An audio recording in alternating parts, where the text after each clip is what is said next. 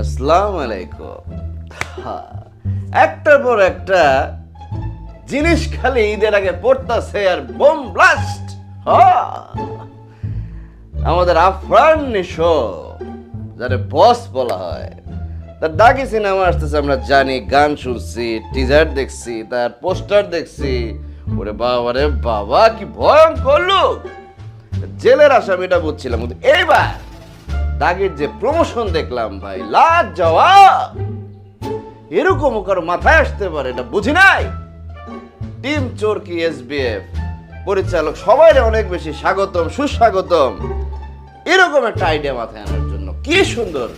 সে দাগি আসামির মতো get up নিয়ে পুলিশের ভ্যানে চড়ে পুলিশের লগে ঢুকতেছে, মানুষ ভিড় করতেছে। আমি তো মনে হচ্ছে ওরে বাবা, নিশো সাহেব বেশি বাইরে গেছেন, পুলিশে আগে ধরে লয়ে গেছে। ফেসবুকে এটা লেখালেখি দেখে গুলশান থেকে নাকি আটক।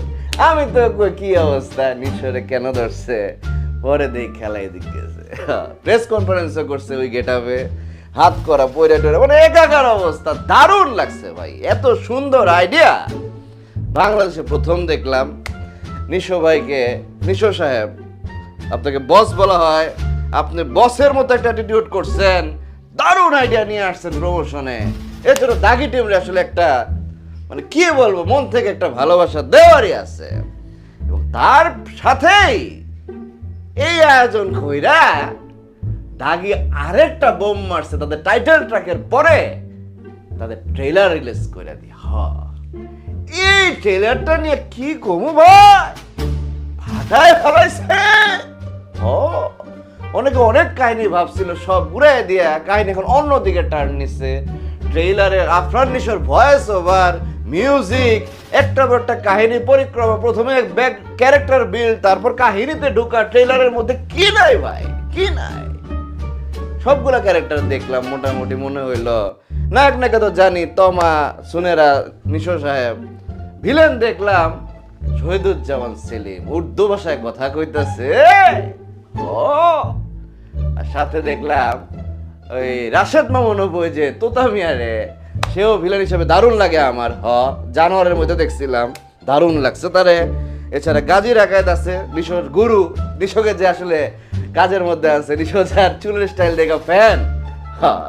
দারুণ দারুণ ক্যারেক্টার, স্ট্রং ক্যারেক্টাররা নিয়ে দাগি সিনেমার ট্রেইলারটা ভাই একদম ফাটায় ফেলাইছে। আমি ভাবছিলাম টাইটেল ট্র্যাকে কি শেষ কিনা, না, ট্রেইলার দেয়া বুঝাই দিল, প্রমোশন দেয়া বুঝাই দিল। দাগি টিম চুপে চাপে খেলা কিন্তু ঠিকই চালায় গেছে। জঙ্গলি আয়সা যতই বদনাম করুক, বরবাদ আয়সা বরবাদ করতে যাক, দাগে তাদের কাজ চালা যেতেছে। কাহিনী যতটুকু বুঝলাম, সংক্ষেপে কই, আমার মনে হয় নিশো সাহেব ভুলক্রমে বা ইচ্ছাকৃত ভাবেই হোক, শহীদুজ্জামান সেলিমের সাথে কাজ করে হোক বা তাদের ফাঁসানোর মাধ্যমে জেলে গেছিল, 14 বছরের সাজা হয়েছে, ভালো কাজ করছে, রিয়েলাইজেশন হয়েছে, তারপর জেল থেকে বাইর হয়েছে আগেই প্রায়শ্চিত্ত কইরা। কিন্তু মানুষ তারে আগের চেয়ে অন্যভাবে ভাবতে পারে না। নিশো সাহেব স্বাভাবিক জীবনে আসতে পারে না।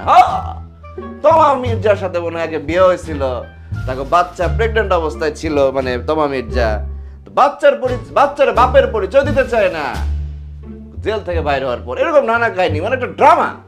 অ্যাকশন না, ড্রামা মেনলি। আমার মনে হয়েছে ড্রামা একটা দেখবো, একটা কড়া ড্রামা। নিশো সাহেব প্রায়শ্চিত্ত কইরা এসেও সে দামটা পাইতেছে না, ভ্যালুয়েশনটা পাইতেছে না, সমাজের কাছ থেকে, দেশের কাছ থেকে, প্রিয়জনের কাছ থেকে। এরকম একটা ড্রামা আমরা দেখবো, যেখানে ভিলেন থাকবে শহীদুজ্জামান সেলিম, তার সাথে 14 বছর আগে লেনাদেনা ছিল, এখনো সে মনে হয় কিডন্যাপ করছে, মনে হয় তার মাইয়ারে, নিশো সাহেবের মাইয়ারে। সেটা সুনেরা কিনা আমি জানি না, হইতে পারে। তার সাথে একটা কানেকশন দেখতেছিলাম। একটা সুন্দর ডায়লগ আছে আবার তোমার সাথে। খুব সুন্দর একটা ডায়লগ আছে। মনে তো চার ততক্ষণ দেখি না যতক্ষণ তুমি না আসো, এরকম একটা ডায়লগ।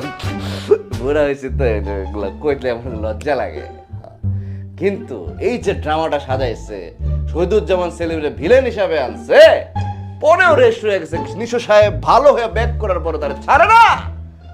শহীদুজ্জামান সেলিম আর রাশেদ মামুন অপু, এইসব নিয়ে কাহিনী, ড্রামা কাহিনী। শেষ পর্যন্ত কি হয়, এই দাগের গায়ে দাগ লাগার পর দাগ কি সরাইতে পারে নাকি পারে না, এইসব দেখবো সিনেমায়। উত্তেজিত লাগতেছে, এক্সাইটমেন্ট।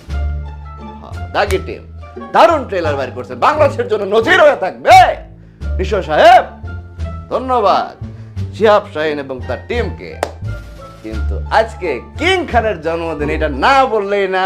শুভ জন্মদিন কিং খান। এবং একটু পরে বারুদ আসবে, চাঁদ মামা আসবে, তারপর দেখা যাক দাগির সাথে গেম কোন দিকে যায়। বড় ধরনের বোমা অপেক্ষা করতেছে কিং খানের বার্থডেতে। নতুন সারপ্রাইজ চাঁদ মামা রিলিজ হয়ে যাবে। খেলা জমক, রক্ত গরম হোক, চলচ্চিত্রের উন্নয়ন হোক। সবাই সবার জন্য দোয়া করবে। আল্লাহ।